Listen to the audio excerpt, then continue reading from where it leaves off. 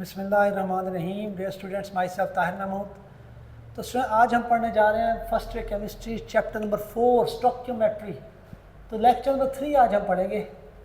तो student lecture number 1 और 2 की तरह लेक्चर नंबर 3 में भी हम इन्हीं टॉपिक्स को डिटेल से देखेंगे कि what is relationship between mole and Avogadro number and molar mass. And आज हम डिफरेंट फार्मूलाज भी याद करेंगे जो बड़े इंपॉर्टेंट हैं इस चैप्टर में for solving different numericals and short questions और एग्जांपल्स। तो स्टार्ट करते हैं स्टूडेंट लेक्चर 3। तो लेक्चर 3 में हम देखते हैं what is relationship between mole Avogadro number and molar mass और साथ में हम फार्मूला डिस्कस करेंगे। तो सर इस टॉपिक में एक लाइन बड़ी इंपॉर्टेंट है जहाँ से स्टार्ट हो रहा है।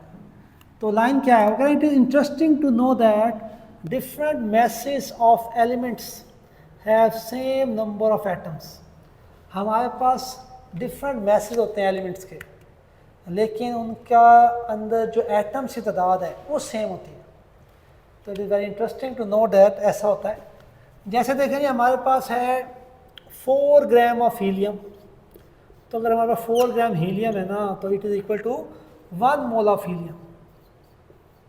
वाई? बिकॉज जो हीलियम है ना, हीलियम का मैस होता है 4। तो किसी भी सब्सटेंस के मैस को अगर आप ग्राम में एक्सप्रेस करें तो वो इसका 1 मोल बन जाता है। तो ये चीज़ आप ध्यान में रखेंगे। तो 4 gram of natural helium is equal to 1 mole of helium and it contains 1 mole है तो डेफिनेटली 6.022 इंटू 10⁻23 एटम्स होंगे इसके अंदर। तो इसी तरह देखें, अब डिफरेंट मैस लेते हैं।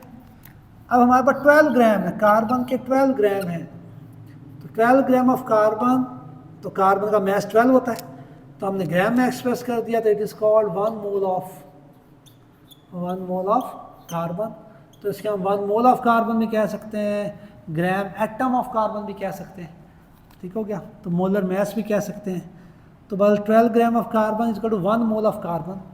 तो अब इसमें कितने होंगे? 1 मोल की बात हो गई, तो इसमें डेफिनेटली कितनी एलिमेंट्री एंटिटीज यानी एटम्स होंगे? 6.022 इंटू 10⁻23 एटम्स। तो इस तरह आप और एग्जांपल्स भी ले सकते हैं। मैग्नीशियम ले लें आप कहेंगे 24 ग्राम ऑफ मैग्नीशियम है आपके पास। तो मैग्नीशियम में 24 ग्राम है तो डेफिनेटली मैग्नीशियम का मैस है ग्राम में, तो it is equal to 1 mole of magnesium. तो इट contains 6.022 इंटू 10⁻23 एटम्स। तो ये 3 एग्जाम्पल हमें क्या बता रही हैं? ये 3 एग्जाम्पल हमें ये बता रही हैं वहाँ पर डिफरेंट एलिमेंट्स हैं।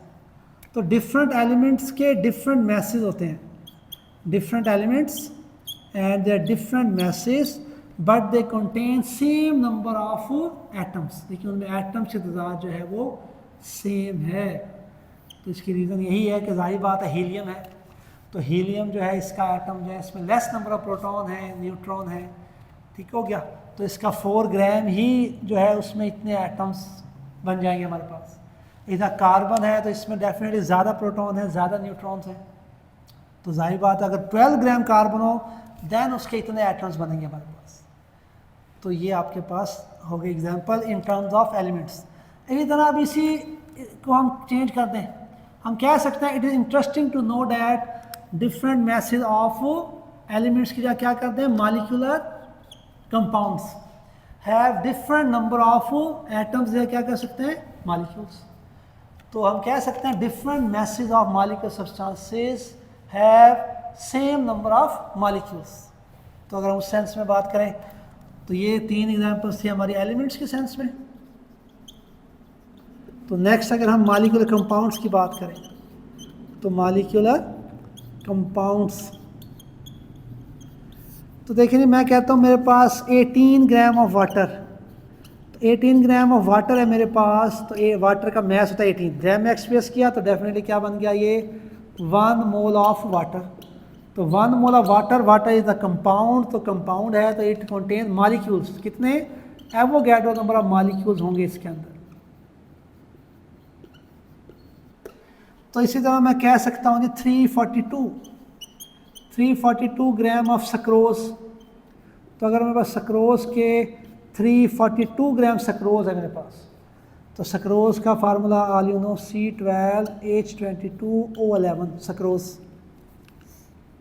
तो इसमें कितने होंगे हमारे पास, तो ये सक्रोज का जो है ये मैस होता है 342। अगर हम कैलकुलेट करें सक्रोज का मोलर मैस तो बनता है 342। तो किसी भी सब्सटेंस के मैस को अगर आप ग्राम में एक्सप्रेस करें तो all you know it is equal to 1 mole. तो it is equal to 1 mole of sucrose, 1 mole of sucrose. तो 1 मोल है और ये कंपाउंड है, तो it contain molecules. How much molecules? It contains Avogadro number of molecules. तो देखें वही बात अब मॉलिक्यूलर कंपाउंड्स में, तो डिफरेंट सब्सटेंसेस हैं water and sucrose. Different substances have a different masses but they contain same number of molecules, they contain same number of molecules. तो student ये देखें आपके पास वाटर है, तो वाटर कंपाउंड है, तो इसमें एवोगाड्रो नंबर ऑफ मॉलिक्यूल्स हैं। तो अगर हम एटम्स कैलकुलेट करना चाहें ना तो आपने क्या करना है, आपने ये देखना है वाटर के पास 3 एटम हैं, एक वाटर के मॉलिक्यूल में 3 एटम्स हैं। तो आप एवोगाड्रो नंबर को जो है एवोगाड्रो नंबर ऑफ मॉलिक्यूल्स को 3 से मल्टीप्लाई करें तो वो नंबर ऑफ एटम्स आ जाएंगे। इतना अगर आप चेक करना चाहते हैं ना, आपके पास सक्रोज है तो सक्रोज में आपके पास एटम्स कितने होंगे, तो 1 मोल ऑफ सक्रोज में एवोगाड्रो नंबर ऑफ मॉलिक्यूल्स हैं। अगर एटम्स कैलकुलेट करने हैं तो आप ये देखें सक्रोज का एक मॉलिक्यूल है उसमें कितने आपके पास एटम्स हैं, तो 45 एटम्स होते हैं। तो आप इस नंबर को 45 से मल्टीप्लाई करेंगे तो इतने सारे एटम्स हैं सक्रोज के अंदर। लेकिन यहाँ हम बात कर रहे हैं कंपाउंड, और कंपाउंड के अंदर एवोगाड्रो नंबर ऑफ मॉलिक्यूल्स होते हैं। तो ये आपके पास हो गया। इसी तरह हम इसी जो लाइन को अगर हम चेंज करें तो हम कह सकते हैं it is interesting to know that different masses of elements की अगर ionic compounds, different masses of ionic compounds have same number of formula units. Atom की क्या कर देंगे, फार्मूला यूनिट। तो उसकी एग्जांपल अगर हम लें तो हम कह सकते हैं जी, हम कह सकते हैं 58.5 ग्राम ऑफ NaCl अगर आपके पास, तो it is equal to 1 mole of NaCl। और अगर 1 मोल आपके पास NaCl है तो it contain Avogadro number of formula units. तो यहाँ पे कहेंगे formula units, formula unit. Similarly आप कैल्शियम कार्बोनेट की बात करें तो हम कहें 100 gram of calcium carbonate is equal to 1 mole of calcium carbonate and it contain Avogadro number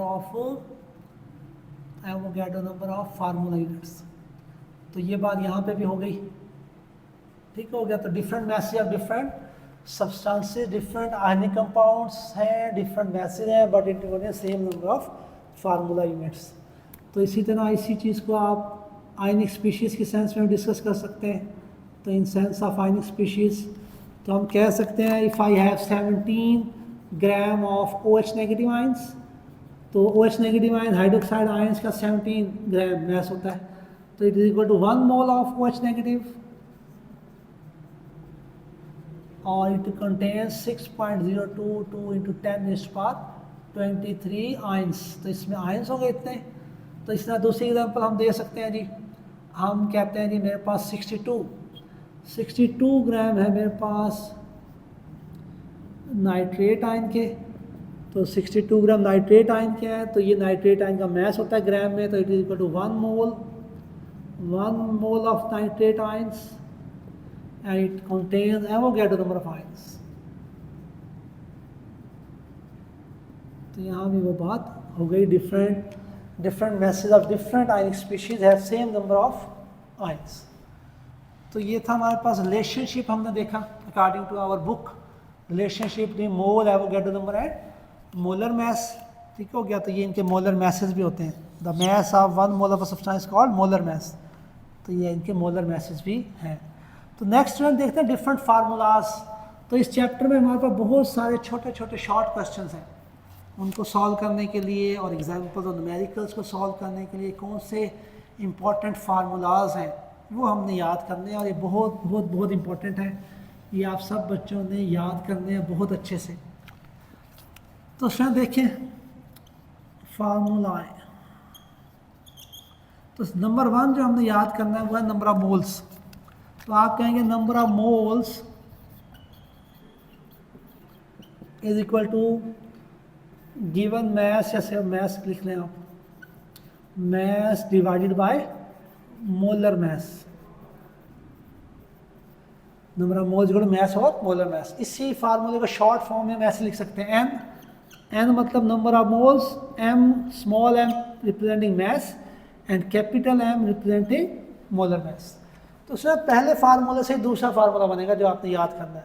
तो जैसे फार्मूला नंबर 1, फार्मूला नंबर 2 क्या है जी हमारे पास, इसी में क्या करें, अगर हमने मैस कैलकुलेट करना हो तो जाहिर बात है मोलर मैस को इस साइड पे फेंक दें, तो हम कह सकते हैं सेकेंड नंबर पे mass is equal to number of moles multiplied by molar mess.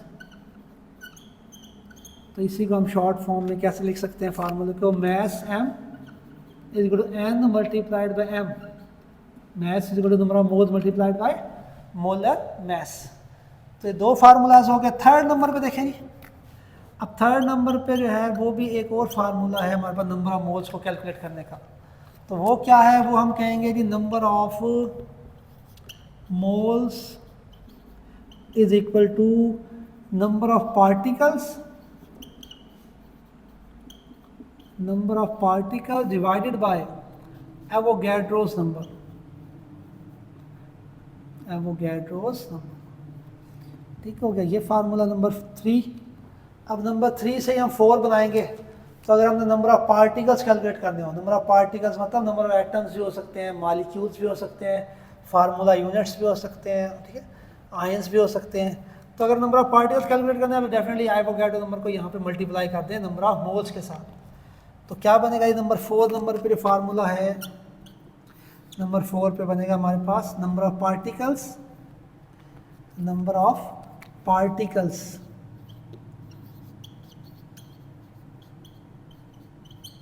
is equal to number of moles multiplied by Avogadro number, multiplied by Avogadro's number। तो अब नंबर 5 पे, तो 4 से ही 5 बनेगा, 4 से ही 5 फार्मूला आपका बन जाएगा। तो आप कह सकते हैं नंबर ऑफ पार्टिकल्स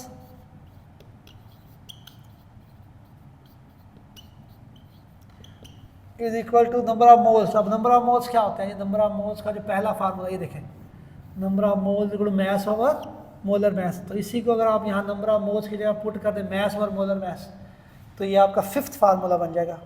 तो आप याद करेंगे number of particle is equal to mass divided by molar mass और मल्टीप्लाइड बाय एवोगैड्रोस। 5 फार्मूलाज हो गए। इसके बाद 6 नंबर पे एक और है जी फार्मूला, आप याद करेंगे नंबर ऑफ मोल्स अगर आपने कैलकुलेट करने हैं तो इसका फार्मूला ये भी होता है volume divide by molar volume. तो जब हम गैसेस की बात करें तो गैसेस की कैलकुलेशंस में हम करते हैं, जब गैशियस सब्सटेंसेस के हम नंबर ऑफ मोल्स कैलकुलेट करते हैं तो इस तरह भी हम फार्मूला यूज़ कर सकते हैं, number of moles is equal to volume divide by molar volume. तो वीएम क्या है, मोलर वॉल्यूम। तो मोलर वॉल्यूम क्या होता है, the volume of 1 mole of a gas. आपका 1 मोल गैस है, तो 1 मोल गैस का जो वॉल्यूम होता है उसे हम क्या मतलब मोलर वॉल्यूम। तो वीएम मतलब मोलर वॉल्यूम। तो वॉल्यूम गैस का जो नॉर्मल वॉल्यूम है जो भी है, अगर वॉल्यूम को आप मोलर वॉल्यूम पे डिवाइड करें तो इससे भी हम क्या नंबर ऑफ मोल्स कैलकुलेट कर सकते हैं। इस तरह एक और है जी हमारे पास, ये हो गए 6 हो गए। तो 7 नंबर पे नंबर ऑफ मोल्स कैलकुलेट करने का एक और फार्मूला है हमारे पास, number of moles is equal to concentration multiplied by volume, N is equal to C multiplied by V. N number of moles, C concentration और multiplied by V is volume. ये बाद में हम यूज़ करेंगे, तो वहाँ पे एग्जांपल्स हैं जहाँ पे अप्लाई करेंगे वहाँ आपको क्लियर हो जाएगा इस फार्मूला से क्या है अहमियत। तो ये 7 फार्मूलाज आप अच्छे से याद कर लेंगे। तो ये था हमारा लेक्चर नंबर 3 जिसमें हमने रिलेशनशिप देखा और हमने डिफरेंट फार्मूलाज देखे। तो थैंक यू सो मच, अल्लाह हाफिज़।